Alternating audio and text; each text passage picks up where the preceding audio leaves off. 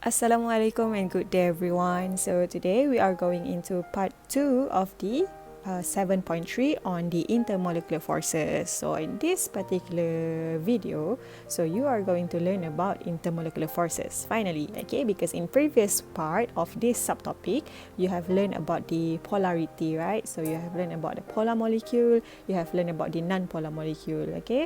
So daripada structure of sesuatu compound tu, and then daripada shape dia, kamu boleh determine lah whether it's a polar ataupun non-polar, okay? But now we are going into the intermolecular forces. So basically in this video, what you are going to be learning is on the introduction of intermolecular forces. We have two of it. So we have the van der Waals forces and also we have the hydrogen bonding. Okay, so let's have a look. Okay, so what is intermolecular forces? So intermolecular forces are attractive forces between molecules. So if you have two molecules, molecule A, molecule B, okay, so there will be attraction forces between the two molecules. So the attraction forces between those two molecules kat situ, in between ni kan. So that is what we said as the intermolecular forces, okay, antara dua molekul. It can also be between atom dengan atom. Boleh juga, okay, and it can also be between atom dengan molekul, ataupun kita boleh ambil molekul A dengan molekul B. So semua antara dua molekul tersebut is what we said to be the intermolecular forces, okay. So it is attraction forces lah sebenarnya, okay. So generally they are much weaker than the covalent bond, okay, because covalent bond dia dalam molekul, okay, dia bond antara dua atom combine together kan. So itu adalah sangat kuat compared to between molekul dengan molekul. So yang tu dia lemah sikit compared to covalent bond. So the strength of intermolecular forces determine the physical properties of the substances. So dia akan affect physical properties such as the melting point ataupun boiling point. Bermaksud kalau lagi kuat intermolecular forces tersebut, so lagi tinggilah boiling point dia. Okay, so kalau lagi lemah dia punya intermolecular forces, bermaksud lagi rendahlah boiling point dia. Okay, nanti kita akan tengok yang tu lah. Okay, so there are kalau kita tengok this particular structure here, you are given two HCl molecule, okay. So the one that is between the H and Cl, that is what we said to be the covalent bond, okay, which is a strong forces dekat sini. Okay, and then between the two molecule pula, which is represented by the dotted lines here, so that is said to be the intermolecular attraction, okay, which is weak compared to the covalent bond, okay. So there are two types of intermolecular forces between the neutral molecules. So the first one is what we call as the van der Waals forces, okay. So V kecil, D kecil, W je besar, okay. Tapi kita punya van der Waals forces pula, it is divided into two pula, okay. One is said to be the dipole forces ataupun permanent dipole, and then satu lagi is London forces ataupun dispersion forces. Selalunya Miss gabungkan lah dua nama ni sebenarnya, London dispersion forces Miss panggil dia sebenarnya, okay. Tapi sebenarnya van der Waals forces ni ada satu lagi jenis, tapi kita tak belajar, kita cuma belajar dua jenis ni sahaja. Yang tu kalau sesiapa ambil chemistry in university, you will learn the other van der Waals forces, okay, the other type of van der Waals forces. So the second intermolecular forces yang kamu akan belajar pula adalah hydrogen bonding, okay. So you might have actually heard of this if you are X students ataupun Z students, okay, dalam bio. Tapi kalau budak-budak Y, it's totally fine, okay. Kamu akan belajar ni, jangan risau. So first let's have a look at the dipole forces, ataupun dia dikenali juga sebagai permanent dipole. Okay, so it exists in a polar covalent compound. Okay, bear in mind dalam polar molecule sahaja. Okay, dalam polar molecule. Kenapa polar molecule? Because polar molecule they have a permanent dipole. Okay, dia ada permanent dipole. Permanent bermaksud memang ada, kekal kan, due to the uneven electron distribution, because akan ada satu side yang more electronegative, satu side lagi yang more electropositive. So adakah electron distribution akan jadi seimbang? No, it will become unevenly. Okay, so kalau kita tengok kat sini, for example, kita ada HCl. Okay, so HCl, okay, so apa yang kamu tahu pasal HCl ni? Okay, so Cl is more electronegative compared to hydrogen. Okay, therefore it has a higher electron density. Higher electron density bermaksud rich electron region. So kalau rich electron region, lagi banyak elektron kat situ, that is why dia jadi partially negative. Okay, meanwhile, since chlorine is more electronegative, therefore the hydrogen is more electropositive ataupun less electronegative. So, adakah elektron lagi banyak kat situ? No, dia adalah the poor electron region part. Okay, therefore dia akan jadi partially positive sebab tak banyak elektron kat situ. So, dia dikatakan sebagai partially positive. Okay, jadi now let's have another HCl molecule at one side. Okay, so dia ada neighbor dia pun HCl juga. Okay, jadi apa yang berlaku adalah HCl yang sebelah kiri tu, dia akan attracted towards the other HCl. Tapi bear in mind, bahagian yang attracted to one another mestilah opposite charges. Okay, sebab bear in mind opposite charges attracts one another. Dia tak akan attracted towards yang sama charge dengan dia. So bahagian hujung Cl yang negatively charged ni, okay, ataupun partially negative ni, is the part yang akan attracted towards the partially positive part of another molecule. Okay, so the attraction forces yang ada dekat sini, that is what we call as the dipole forces. Okay, so the partially positive end, so untuk hydrogen ni, it attracts the partially negative end. So partially negative, partially positive attracted to one another.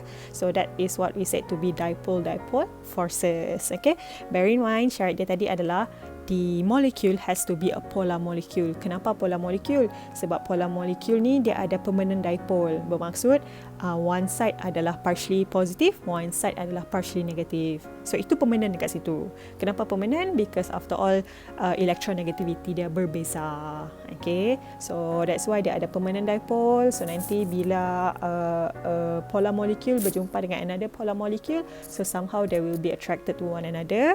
Tapi part yang akan attracted with one another is the opposite charges. Okay, so if molecules contains a bond with a permanent dipole, so the molecule may align, so there is electrostatic attraction. Okay, so electrostatic attraction is between the opposite charges of the neighboring molecule. So tadi HCl dengan HCl tu, so the Cl negative part, H pula yang positive part tu, that part yang akan ada electrostatic attraction forces.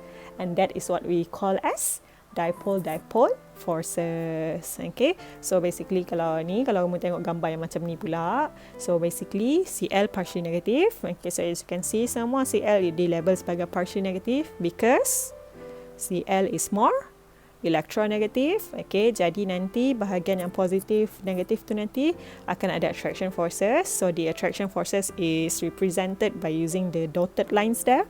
Okay, so that is what we call as the permanent dipole forces. So they occur in the hydrogen chloride gas. Okay, wujud dalam HCl ni. Okay, and satu fun fact about the permanent dipole, it is said to be approximately 100 the strength of a covalent bond. Bermaksud 1/100. 1/100 tu bermaksud 1% je kan? Okay, 1% kekuatan covalent bond. Itu adalah kekuatan kita punya dipole forces ni. Bermaksud it is very weak actually. Okay, sangat lemah compared to the covalent bond itself. Okay, so ini adalah pasal kita punya permanent dipole. Let's move to the next van der Waals forces, which is what we call as London forces ataupun dispersion forces, ataupun kamu boleh je tulis London dispersion forces. Kita gabungkan terus dua tu. Okay, so this one pula it exists in all atoms and molecule. Okay, basically dia ada sebenarnya dekat semua benda. Okay, tapi kita fokus more on pasal non-polar molecule. Okay, so non-polar molecules do not seem to have any basis for attractive interaction because non-polar molecule ni bermaksud usually dia ada non-polar bond, kan? Non-polar bond adalah between atom, kalau kita fokus on molecule lah, between atom yang dia punya electronegativity berbeza ke sama? Sama. Okay, so kalau kita ada A dengan A, so electronegativity dia sama, bermaksud electronegativity A yang sebelah kiri sama je dengan electronegativity A yang sebelah kanan. So, macam mana dengan dia punya electron distribution? Adakah dia akan berat at one side, yang sebelah lagi dia kurang, ataupun dia sama? So, since electronegativity dia sama, so the electron will distribute evenly. Okay, so kalau ada 5 pergi yang A sebelah kanan, so akan ada 5 elektron yang akan pergi A sebelah kiri pula. Okay, so disebabkan macam tu, dia ada tak bahagian yang kita panggil sebagai electron rich region ataupun electron poor region?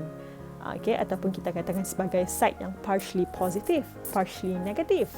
So tak ada kan untuk non-polar ni. So that is why dia bagi tahu kat sini, it does not seem to have any basis for attractive interaction, kan? So kalau tak ada yang partially negative, partially positive, macam mana dia nak attracted with one another? So itu yang kita nak tengok sekarang ni. Okay, so one scientist called as Fritz London in 1930, so dia bagi tahu when electron revolve around the nucleus, so kamu kena tahu yang elektron ni sifat dia sentiasa bergerak, kan? Elektron sentiasa bergerak. Okay, so when electron revolve around the nucleus, there is a possibility at any given instant, okay, so the electron density might be higher at one end than the other. So this give rise to a temporary dipole.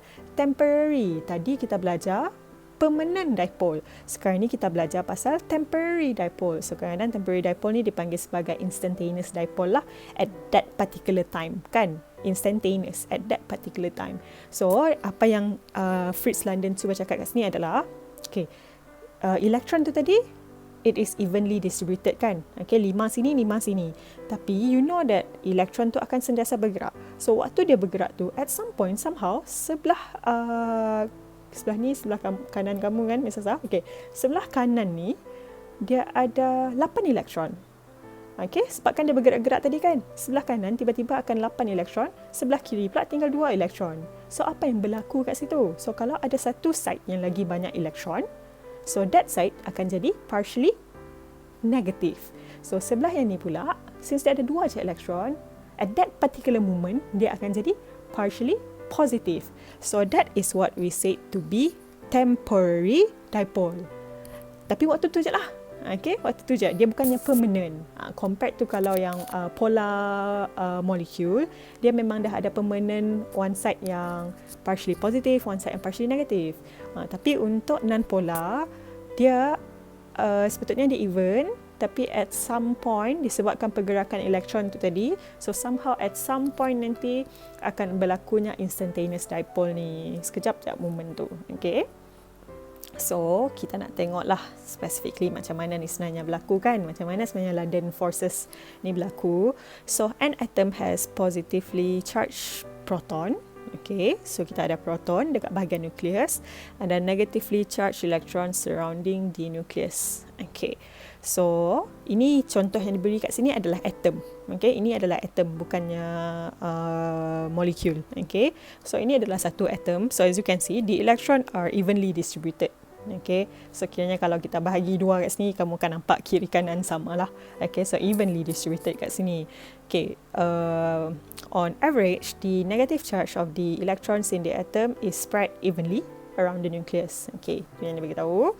But at any instant, one side of the molecule has higher electron density than the other side. So side yang banyak elektron sekarang ni, kamu tengok sebelah kanan ni. Okay, so kalau one side lagi banyak elektron, so the other side will be kurang elektron lah. Jadi apa yang berlaku sekarang ni? The side that have a higher electron density is said to be the partially negative. The side that is said to be the partially yang kurang elektron pula is said to be partially positive. Okay, so itu yang dipanggil sebagai instantaneous dipole. Okay, ataupun temporary dipole. So at this instant, the atom or molecule become a small instantaneous dipole. Okay, dia tiba-tiba dia ada temporary dipole kat situ. Then induce a dipole on the neighboring atom and molecule. Bermaksud induce kat sini bermaksud dia mempengaruhi. Okay, so kalau ada yang berdekatan dengan dia, a neighboring molecule ataupun atom yang berdekatan dengan dia, okay, yang non-polar juga. So ini adalah contoh another atom yang sama yang berdekatan dengan dia. Okay, so dia akan mempengaruhi this particular atom juga. Okay, so apa yang berlaku dengan atom ni? So kita tengok apa yang berlaku. So due to the electron repulsion, okay, so disebabkan electron repulsion, sebab kalau ada satu side yang negatif, yang akan attracted dengan dia adalah side yang positif kan. So electron akan start repel with one another, menyebabkan yang atom yang neighbor dia tadi, okay, so the side yang berdekatan dengan the partially negative part, that side akan jadi partially positive. Okay, and then the other side akan jadi partially negative part lah. Okay, so basically due to the electron repulsion, the temporary dipole on one atom that can induce a similar dipole on a neighboring atom, which can cause the neighboring atoms to be attracted to one another. Okay, so kalau kita tengok balik gambar yang sebelumnya. Okay, so initially yang ni tadi dia dah jadi instantaneous dipole kan, sebab pergerakan elektron tu tadi. And then tiba-tiba ada neighboring molecule yang berdekatan dengan dia. So disebabkan electron repulsion, apa yang berlaku dengan neighboring molecule ni adalah dia akan di-induce, dia akan terpengaruh dengan yang instantaneous dipole tadi. So it will have a similar dipole juga dekat neighboring atom ni. Okay, therefore disebabkan dia berlaku benda yang sama juga, instantaneous dipole juga kat sini. So what happen is the neighboring atom now, dua atom ni nanti dia akan attracted with one another. Okay, so this part here sebenarnya bahagian yang Miss tunjuk sekarang ni, itu adalah bahagian yang dipanggil sebagai London dispersion forces. Okay, so this interaction is called the London dispersion forces, and only significant when atoms are very close to one another. Okay, sebab instantaneous dipole tu tadi dia dah lah sementara je, nama pun temporary kan. Okay, so at some point nanti dia akan berubah balik jadi even. Okay, jadi benda ni dia akan boleh mempengaruhi another atom adalah bila that particular atom dekat dengan dia. Kalau jauh, dia tak akan kacau, dia tak akan terpengaruh. Yang jauh tu tak akan terpengaruh. Okay, tapi bila dia berada dekat dengan instantaneous dipole, so automatically dia pun berubah juga. So bila dia berubah, dua ni sama, ada yang partially negative, ada yang partially positive. So nanti berlakulah attraction forces. So attraction forces yang berlaku tu is what we say to be London dispersion forces. So kamu rasa yang mana lagi kuat? Adakah London dispersion forces ataupun dipole forces? So antara dua tu pula dia ada different pula strength dia. Okay, so sebenarnya London forces ni dia lagi lemah daripada permanent dipole. Okay, so kamu try buat ni, try this 10.0. So identify whether these molecules exhibit the permanent dipole forces ataupun tidak. Okay, so kamu try lah identify. So basically cara nak identify adalah identify dulu polar molecule ke tidak. Kalau polar molecule, automatically permanent dipole. Okay, and then kalau dia adalah non-polar molecule, automatically it only has London dispersion forces. Okay, so kena try identify lah daripada A sampai H ni, whether it's a polar molecule ataupun tidak, and then kamu boleh decide whether it exhibit the permanent dipole or London dispersion forces. Okay, so for conclusion for van der Waals forces, so basically we have two types. So the first one is the dipole-dipole forces, or also called as permanent dipole. So it only occurs for the polar molecules. Okay, so the polar molecules, it contains the permanent dipole. So that is why dia boleh ada permanent dipole ni. So basically the intermolecular forces is between the opposite charges on the molecules with the permanent dipoles. So the partially negative part, it will attracts with the partially positive part. Hujung-hujung tu nanti dia akan attracted with one another. Yang penting adalah opposite charges. Okay, and then the next one kita ada London forces ataupun London dispersion forces. So untuk ini pula kita fokus on the non-polar molecule. Okay, so this is the result of a non-polar molecule moving close to a molecule with a dipole. Tapi dipole yang kat sini kita fokus more on the instantaneous dipole ataupun yang temporary dipole. So it is possible for more electrons to be on one side of an atom ataupun molecule. Okay, untuk non-polar molecule tadi kan supposedly dia adalah uneven. Dia evenly distributed. Okay, tapi it is possible untuk tiba-tiba at certain time ataupun at instantaneous, there will be one side that has a greater number of electron, one side pula sikit dia punya electron. Okay, so a dipole forms when one side is slightly negative and the other is slightly positive. So the dipole of the atom ataupun molecule, they can induce the neighboring atom ataupun molecule. Okay, so tadi yang mula-mula tadi dia even, lepas tu tiba-tiba electron distribution dia jadi uneven. So itu yang dipanggil sebagai instantaneous dipole.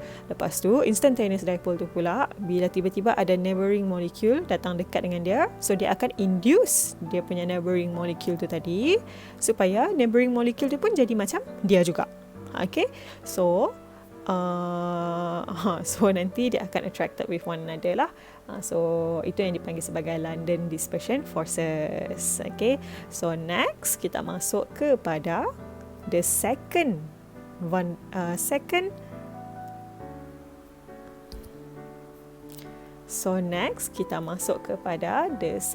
intermolecular forces. What do we have? We have hydrogen bonding. Okay, so what is hydrogen bonding pula? Okay, so hydrogen bonding is the attractive forces between the positively charged H atom of a molecule. Okay, so kita fokus on the hydrogen atom. Okay, and the negatively charged electronegative atom of another molecule. Okay, so hydrogen atom of one molecule, dia akan attracted pergi kepada satu lagi molekul yang mempunyai negatively charged lah. Okay, dia partially negatif kat situ. Tapi dia ada syarat dia lah. Okay, sebab kalau kita tak ada syarat untuk itu, kenapa nak panggil dia hydrogen bond kan? Baik kita panggil dia permanent dipole je.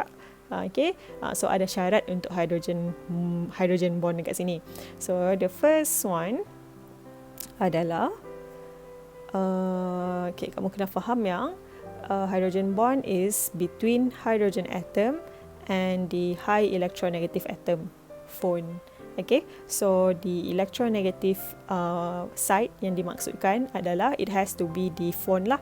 So phone ni apa benda? Phone ni adalah fluorine, oxygen dengan nitrogen. So the three most electronegative atom kan dalam periodic table. So it has to be specifically dengan phone.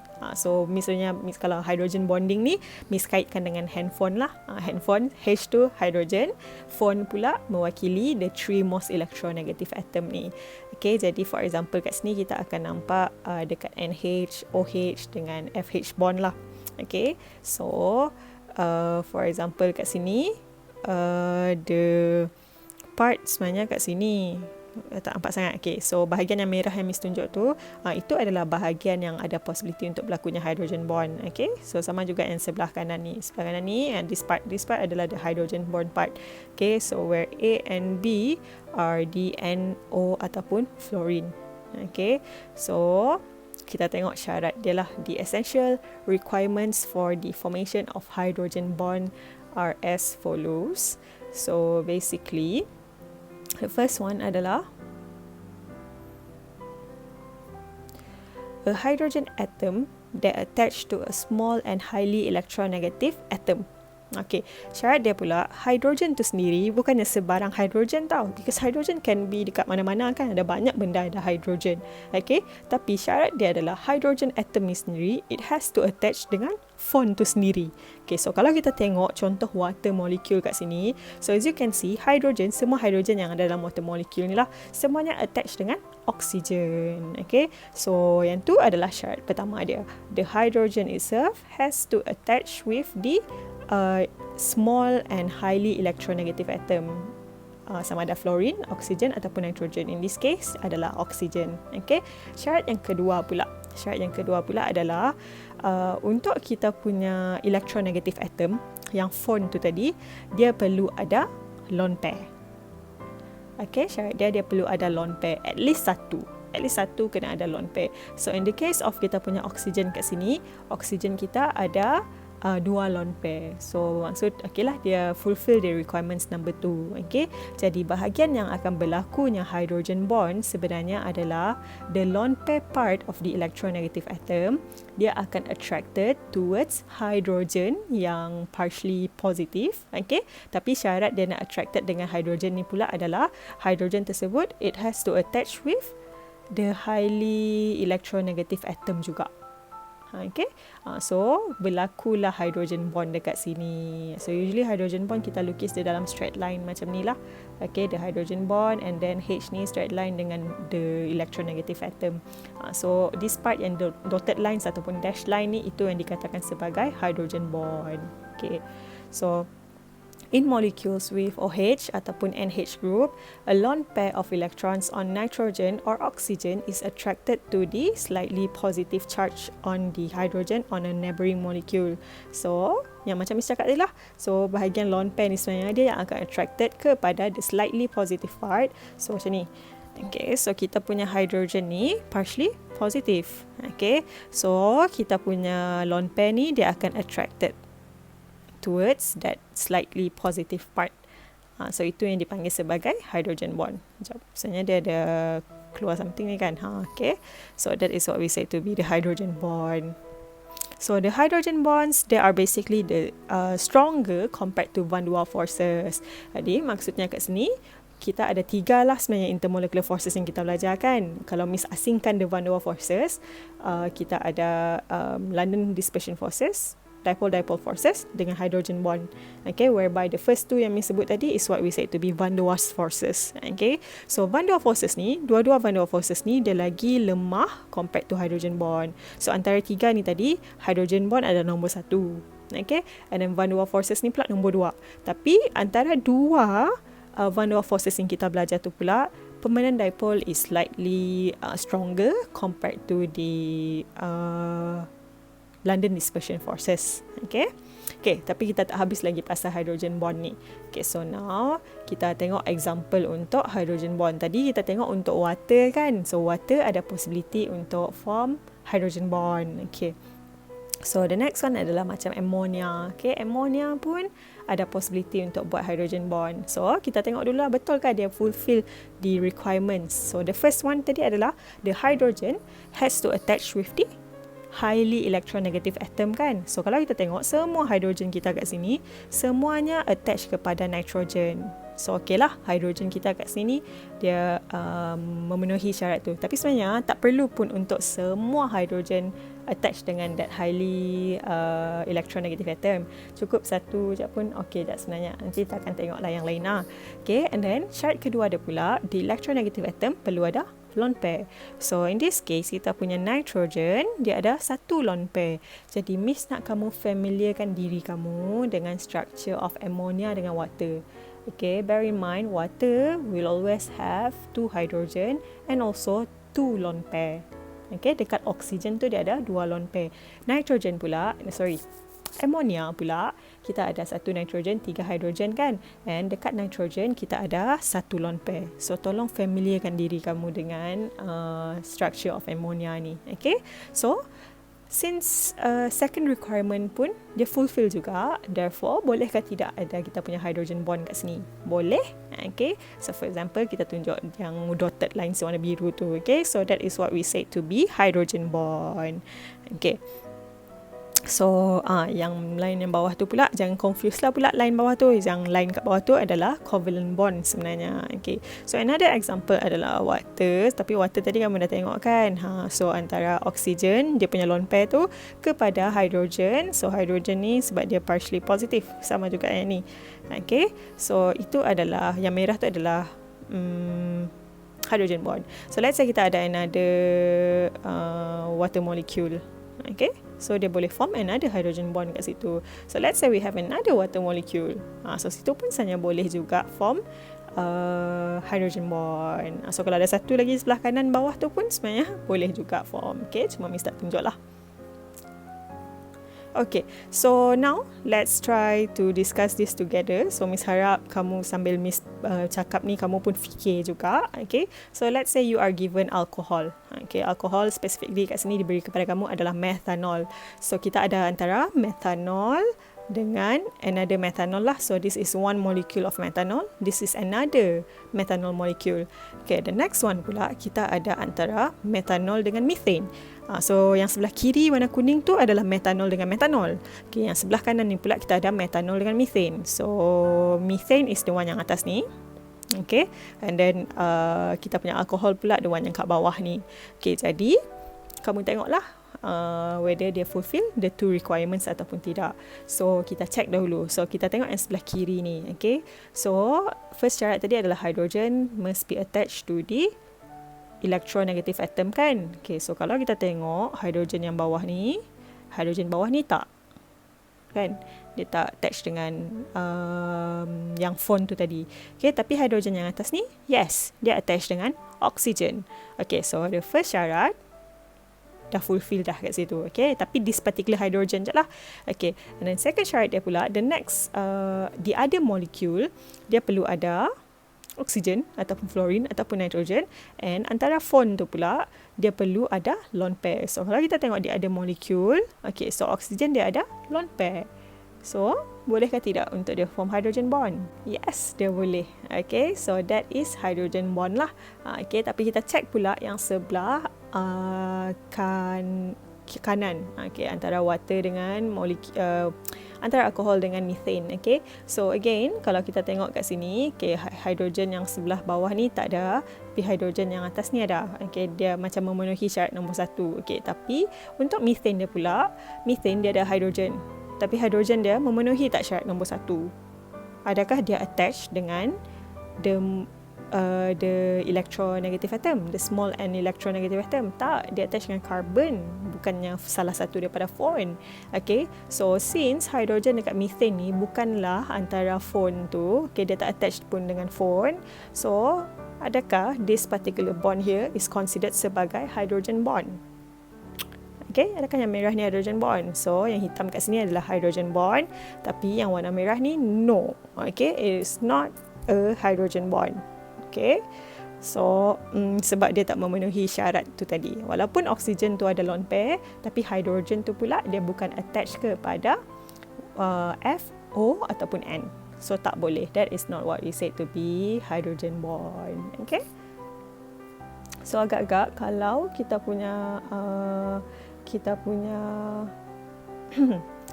apa ni, kita punya alkohol ni. Okay, alkohol ni Miss just tunjuk extra dah. Alkohol ni, kalau kita ada water molecule, okay, kalau kita ada water molecule tu, agak-agak water molecule dengan alkohol ni boleh tak dia form hydrogen bond? Okay, so jawapan dia adalah boleh.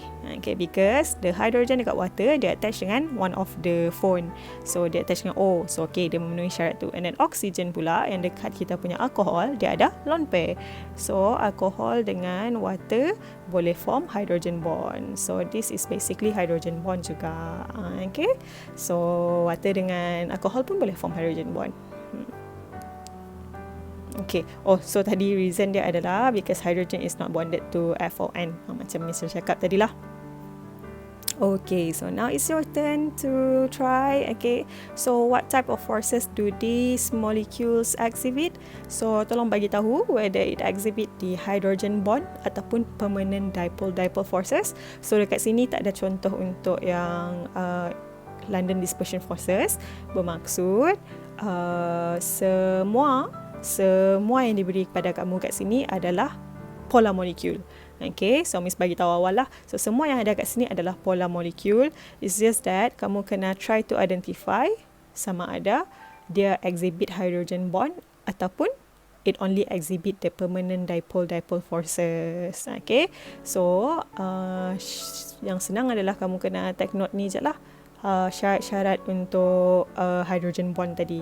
So kalau kamu dah boleh identify syarat-syarat tu, kalau dia fulfill that requirements, therefore dia boleh exhibit hydrogen bond. Tapi kalau dia tak fulfill those two requirements, therefore it only exhibit permanent dipole-dipole forces. Okay, so to end our video today, so in terms of strength of intermolecular forces, so basically London forces is weaker compared to the dipole-dipole forces, and dipole-dipole forces is weaker compared to the hydrogen bond. So dalam kita punya intermolecular forces, hydrogen bond adalah yang paling kuat, tapi kuat-kuat dia pun masih lagi lemah compared to covalent bond. Okay, so that's all class. Jadi in our next video kita akan finish up the subtopic 7.3. Okay, so that will be the last one untuk 7.3 then.